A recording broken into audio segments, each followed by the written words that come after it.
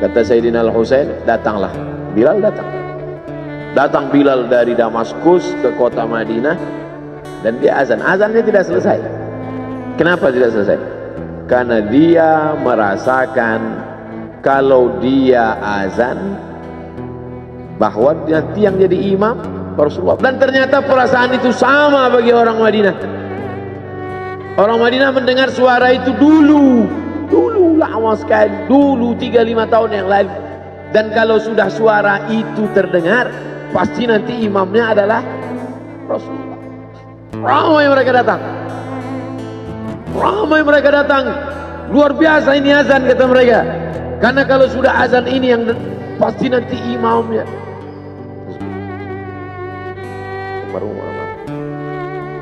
Al-Fatihah. A'udzubillahi minasyaitonir rajim.